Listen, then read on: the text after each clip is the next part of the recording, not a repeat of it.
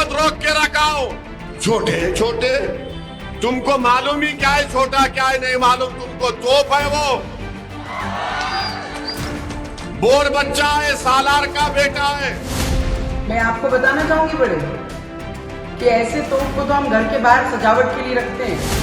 किसी को डर रखने की जरूरत नहीं है, किसी की हिम्मत नहीं है हैदराबाद के एक भी व्यक्ति को हाथ लगाने। असदुद्दीन ओवैसी जी सीधा सीधा भाजपा के साथ काम कर रहे हैं।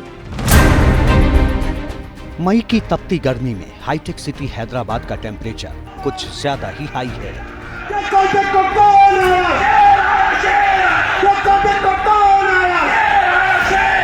एक ओर ओवैसी नाम का शो, दूसरी ओर बीजेपी की माधवी लता का भगवा शो। किसके बाप को नहीं डरते, यहाँ पे किसी से भी नहीं डरते। हमको समझाना पड़ता हमारे बच्चों को, अरे रुक, अरे ठहर। डर किससे लगता है? किसी से नहीं लगता है, मृत्यु से स्वयं नहीं लगता है तो और किससे लगना चाहिए मुझे। चुनावी मंच से हुए इशारों पर भूचाल।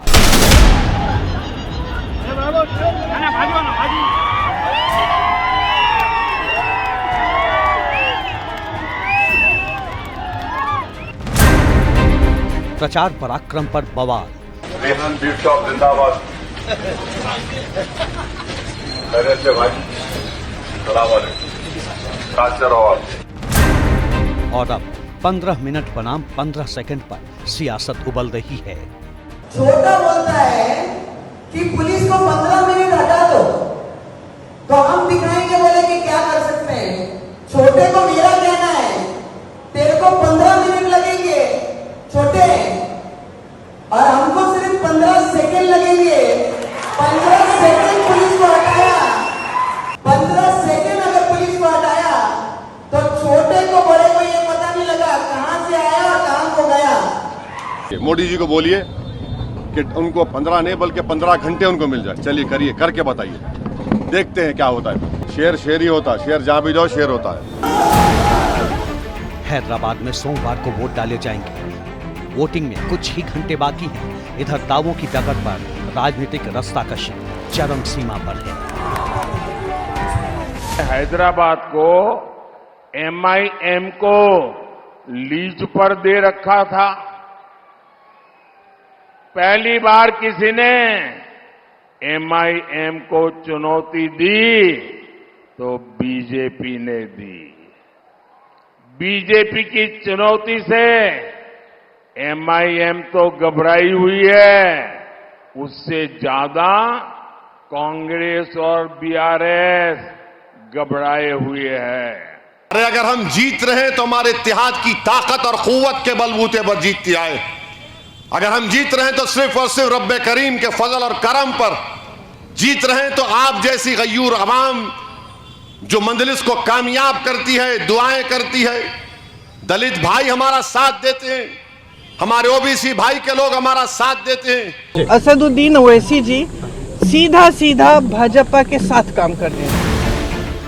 यूं तो हैदराबाद लोकसभा सीट पर असदुद्दीन ओवैसी एक बार फिर AIMIM की चुनावी पतंग उड़ा रहे हैं। उनके सामने बीजेपी की कोमपेल्ला माधवी लता जीत का दम भर रही हैं।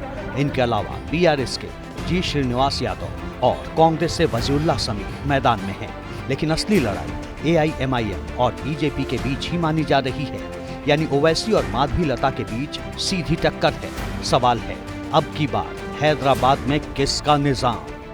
दिल्ली की गद्दी पर मुस्लिम सुल्तानों का शासन रहा हो या फिर मुगलिया बादशाहों की हुकूमत, हिंदुस्तान का इतिहास गवाह है कि जो भी दिल्ली की सत्ता पर काबिज हुआ है उसके लिए हैदराबाद एक बड़ी चुनौती बनता रहा है और मौजूदा वक्त में भी कुछ ऐसा ही नजर आ रहा है।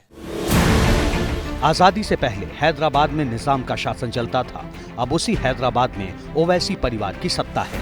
वो भी एक या दो चुनाव से नहीं बल्कि पिछले 10 लोकसभा चुनाव से देश की सत्ता किसी भी दल के पास रही हो, पर हैदराबाद में AIMIM की पतंग जीत की उड़ान भरती रही। दक्कन के इस दौर में ओवैसी परिवार को न कभी देश की ग्रैंड ओल्ड पार्टी कांग्रेस चुनौती दे पाई और न ही देश की सबसे बड़ी पार्टी बीजेपी।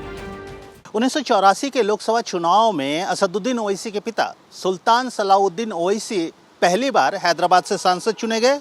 उनके देहांत के बाद 1994 से असदुद्दीन ओवैसी लगातार इस सीट से सांसद हैं और ये उनका 5वां चुनाव है।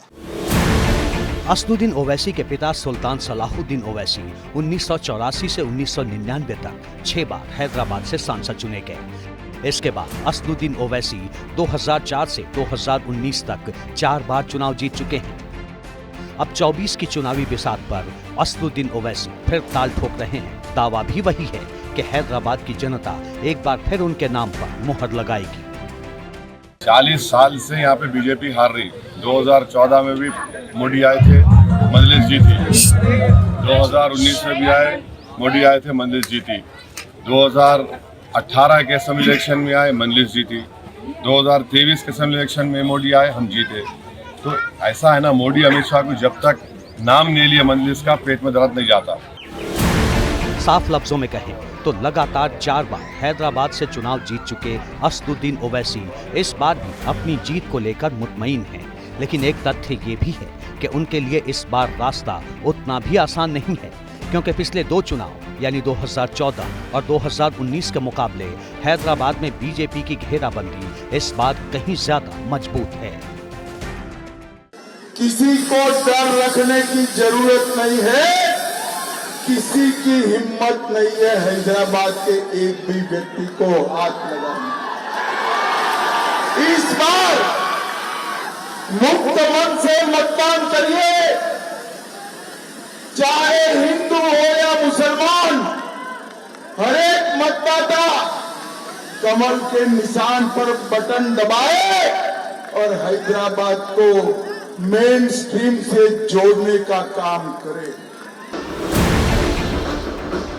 16 मार्च को चुनाव के ऐलान के बाद से ही हैदराबाद की चुनावी जमीन पर बीजेपी का चुनावी कैंपेन इसी लाइन पर आगे बढ़ता दिखा।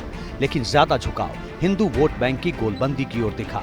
फिर रामनवमी पर शोभा यात्रा को लेकर सियासी टकराव हो या फिर हिंदुत्व की चाशनी में डूबे बीजेपी उम्मीदवार माधवी लता के बयान।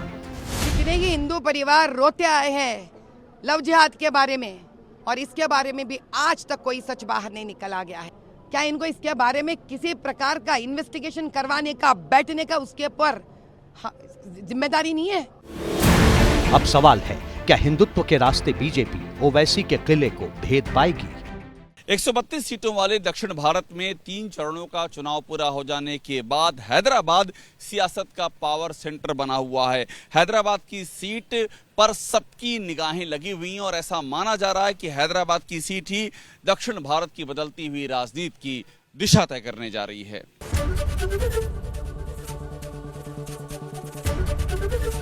एबीपी गंगा, खबर आपकी, जुबान आपकी।